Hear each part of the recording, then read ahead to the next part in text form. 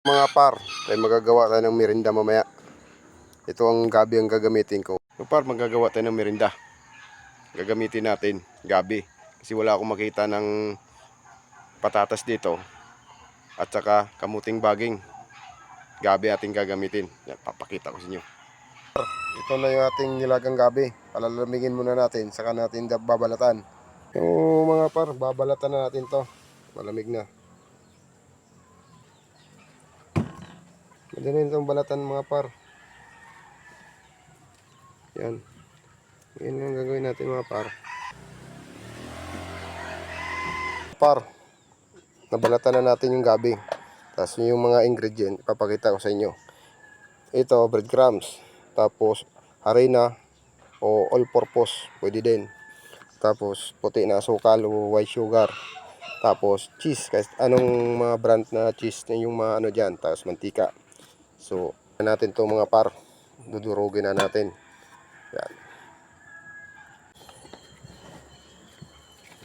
Madali naman to at malambot na.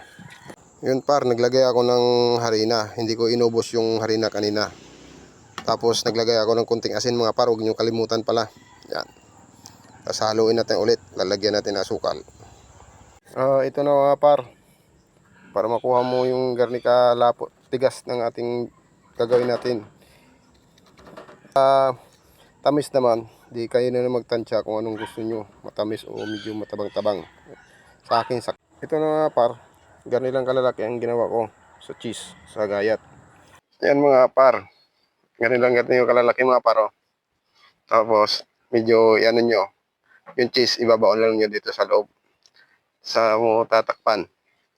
Saka mo bibilbuligin. Tapos iyan mo sa breadcrumbs mga par. Papagulong. Hindi na kailangan ng mga maglalagay ng itlog or tubig. Ayos na to mga par. Oh. Kita nyo par. Yan. Yan mga par. Kasi ang gabi par. Mas mura kasi par. Madaming makukuhanan dito sa bukid par. Lalo dito sa amin. Maraming gabi. Pwede manghingi dito par. Marami. O doon sa mga lalo sa Mindanao. Mas marami doon. Ang mga gabi. Hindi na kaya kasi ang kamuting baging. Medyo mahal. At saka yung patatas. Itong gabi. Marami dito. Yan o, simple lang mga par. May merinda ka na. May kasama ng cheese sa loob. Yan mga par o, simple, 'di ba? Nakagawa na tayo ng merinda, gabi. Yan lang gagawin mga par. Mura pa, sulit na sulit ang merinda mamaya mga par. So mga par, tapos na ako. Piprito na natin 'tong mga par. Yan mga par o. Sigurado magugustuhan niyo 'tong mga anak ninyo pag ganito. Sa pagdating sa merinda. Kasi ang gabi, hindi masyado to pinapansin. Pag itong ginagawa nyo pag ganito, sigurado yan, mapakain nyo yung mga anak niyo dito. Yung mga par, mainit yung mantika. Dapat sa mantika mga par, ganito lang. Tapos yung apoy, dapat mahina lang para hindi mabigla yung ating breadcrumbs. Palalay lang mga par. Yung mga par, oh.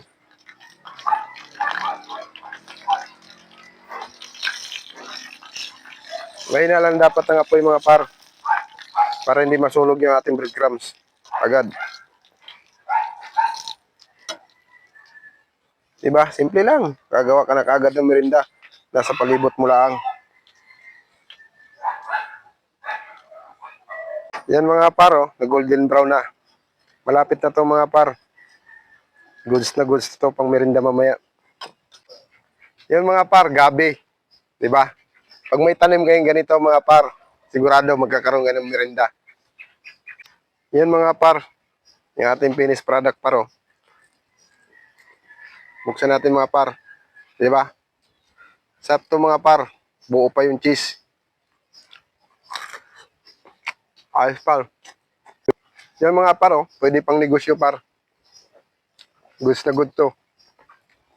Yung sarap para nabubulol ako pa mga par. Gabi. Pwede pang sa eskwelahan. Pambinta. Goods. Yan mga par. Tapos na tayo sa pagluluto mga par. Diba? Gabi. Binigyan natin ng buhay. Sigurado yung mga anak niyo matutuwa pag ganitong luto. Yan. Hanggang sa sunod na mga par. Yan mga par, maraming salamat. Yan, katulad nito mga par, puno ng gabi. Yan, tandaan ninyo, magkakaroon kayo ng merinda.